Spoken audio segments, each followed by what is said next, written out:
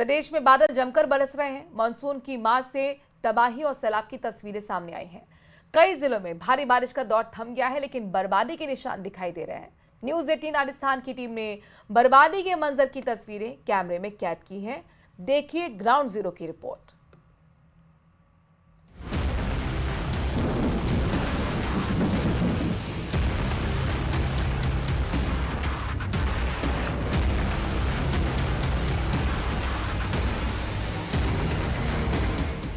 भारी बारिश पर कुछ दिनों का ब्रेक, तबाही के निशान, चारों तरफ सैलाब, डूब गई कॉलोनियां, ठाणियों में जल भराव।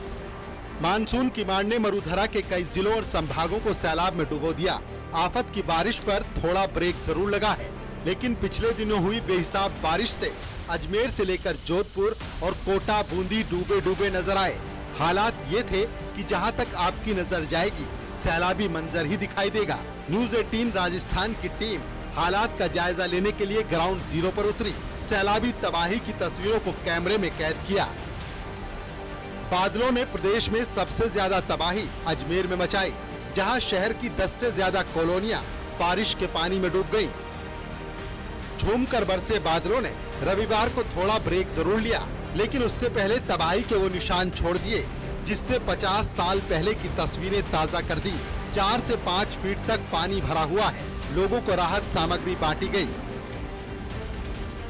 अराई इलाके के डोहरिया गांव में भारी बारिश से एक पक्का मकान धाराशायी हो गया। गनीमत ये रही जिस वक्त ये हादसा हुआ घर में कोई मौजूद नहीं था, नहीं तो बड़ा हादसा हो सकता था।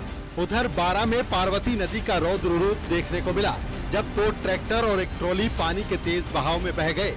जेसीबी मशीन पानी में फंसे ट्रैक्टर को निकालने की कोशिश में थी, लेकिन पानी के तेज बहाव ने ट्रैक्टर को अपने आगोश में ले लिया।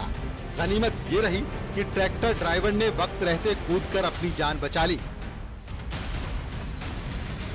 जोधपुर में पानी के आवेग में एक बाइक सवार तो बच गया, लेकिन उसकी बाइक सैलाब के साथ बह गई। बाइक सवार ने पहले तो बाइक को संभालने की कोशिश की, लेकिन उसकी ये कोशिश नाकाम रही। वक्त रहते बाइक सवार ने पास में खड़ी कार को पकड़कर अपनी जान बचाई। बूंदी की सड़कों और गलियों में पानी अभी भी भरा हुआ है। दुगारी कस्बे में हालात इतने बिगड़े हैं कि घर से निकलना मुश्किल हो गया है। प्रसूता को जेसीबी की मदद से एम्बुलेंस तक पहुंचाया गया और नैनवा अस्पताल में भर्ती कराया गया।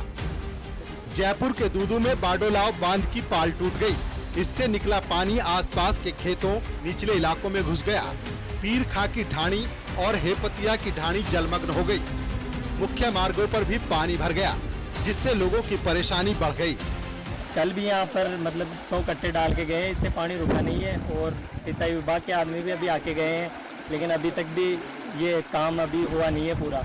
इससे हमारे को आने जाने में बहुत ज्यादा कठिनाई हो रही है। जयपुर में हुई बारिश से कानोता बांध पर पिछले 24 घंटे से लगातार पानी की चादर चल रही है। कानोता डैम पर सुरक्षा के पुख्ता इंतजाम किए गए हैं। अतिरिक्त सुरक्षा कर्मियों को तैनात किया गया है। लोगों की आवाजाही रोक दी गई है। पिकनिक मनाने आ रहे लोगों को संवेदनशील इलाकों में जाने पर रोका जा रहा है। भरतपुर में पांचना बांध से लगातार छोड़े जा रहे पानी से गंभीर नदी का जलस्तर बढ़ रहा है। उपखंड अधिकारी और डिप्टी एसपी कृष्ण राज जांगिड़ ने सभी विभागों के अधिकारियों के साथ गंभीर नदी के निचले इलाकों का निरीक्षण किया। गंभीर नदी है, ये चहलगांव से रास्ता जाता है उधर, किस तरह से नदी उफान पर है और ऐसे में कोई भी घटना यहाँ पर घट सकती है। तो ऐसे में खुद अधिकारी यहाँ पर पहुंचे, निरीक्षण कर रहे हैं, बैरिकेडिंग के निर्देश दिए हैं। उपखंड अधिकारी दीपक जी हमारे साथ मौजूद है। किस तरह के निर्देश आपके द्वारा दिए जा रहे हैं? पांचना बांध से पानी छोड़ने के कारण गंभीर नदी में अभी पानी का फ्लो ज़्यादा है। इसकी वजह से इस नदी पर जो विभिन्न गाँवों की सड़कें हैं उसमें पुलियाओं के ऊपर पानी चल रहा है। तो हमने विभिन्न विभागों के लिए निर्देश दिए हैं कि दोनों तरफ तो बोर्ड लगवाया जाए और बैरिकेडिंग कराई जाए। इसके अलावा जहाँ यथासंभव हो वहाँ पुलिस जाब्ता भी हम डिप्लॉय कर रहे हैं ताकि पब्लिक नहीं जाए। फिलहाल मौसम विभाग ने अगले कुछ दिन तक भारी बारिश से राहत की संभावना जताई है, लेकिन लोगों से सतर्क रहने की अपील की गई है। उधर प्रशासन ने भी लोगों से नदी, नालों और बांधों से दूर रहने की हिदायत दी है। Bureau report, news 18।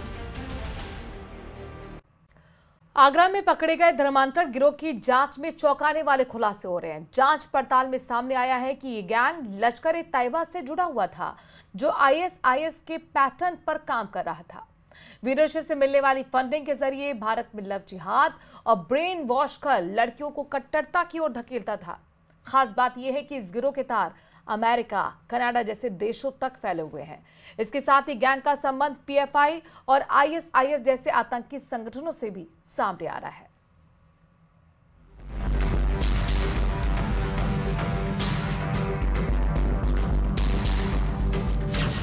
Changur syndicate जैसा एक और खुलासा। फिल्मी अंदाज में सगी बहनों का धर्मांतरण। आगरा की लड़कियां कोलकाता से बरामद। छांगुर सिंडिकेट का धर्मांतरण जाल कई राज्यों तक फैला है। यूपी के भी कई शहरों में एक के बाद एक खुलासे हो रहे हैं। अब ऐसे ही एक नए गैंग का खुलासा हुआ है। आगरा में फिल्मी तर्ज पर 2 सगी बहनों का धर्मांतरण कराया गया। 7 राज्यों में दबिश देकर पुलिस ने 5 आरोपियों को पकड़ा है। इनसे पूछताछ की जा रही है। आगरा की 2 सगी बहनों को गैंग के चंगुल से रेस्क्यू कराया गया। पुलिस ने कोलकाता से दोनों बहनों को सकुशल रेस्क्यू किया है। अब इस कड़ी में 6 प्रदेशों में साइमल्टेनियस दबिश देकर के 10 लोगों को गिरफ्तार किया गया है, जो कि देश के विभिन्न राज्यों में विशेष तौर पर कम उम्र की लड़कियों को प्रलोभन, लव जिहाद और अन्य तरीकों से प्रभावित करके धर्मांतरण के कार्य में लिप्त थे। अवैध धर्मांतरण का यह मोडस ऑपरेंडी आईएसआईएस का सिग्नेचर स्टाइल है। अभी तक प्रारंभिक जांच में इस ग्रुप का संबंध पीएफआई से, एसडीपीआई से और पाकिस्तान के आतंकी संगठनों से भी होने के संकेत मिले हैं।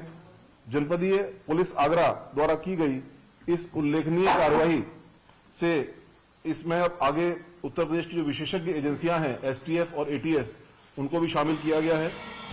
आगरा केस से जुड़े धर्मांतरण गैंग के सदस्य पढ़े लिखे लड़के लड़कियों को निशाना बनाते थे।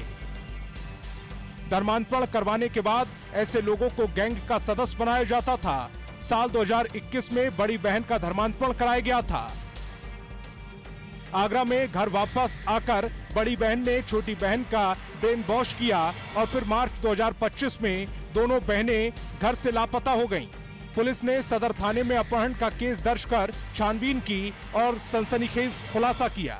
कई प्रदेश में कम से कम 6 प्रदेश ऐसे थे जहां पर जो लोग बैठे हुए थे, वहां पर ये लोग रेडिकलाइजेशन को बढ़ावा दे रहे थे, लव जिहाद में संलिप्त थे और इसकी फंडिंग विदेशों से होती है। जैसा सर ने बताया, कनाडा से, यूएस से इनकी फंडिंग हो रही थी। इस पूरे ऑपरेशन के क्रम में हम लोगों ने 10 अभियुक्तों को अरेस्ट किया, उनको गिरफ्तार किया। इस नेटवर्क में लव जिहाद का उपयोग कर तथा विदेश से प्राप्त धन से धर्म परिवर्तन व रेडिकलाइजेशन के हमारे पास सबूत और साक्ष्य मिले हैं।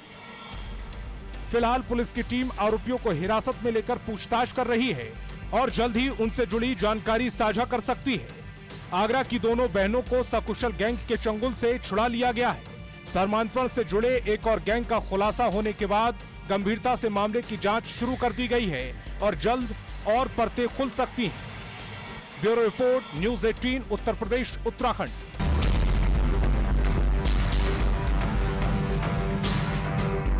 जोधपुर से जहां पर निजी होटल में पुलिस ने रेड मारी है और कई युवक युवतियों को अरेस्ट किया गया है। पंजाब की लड़कियां बताई जा रही हैं। महामंदिर थाना पुलिस ने ये एक्शन लिया है।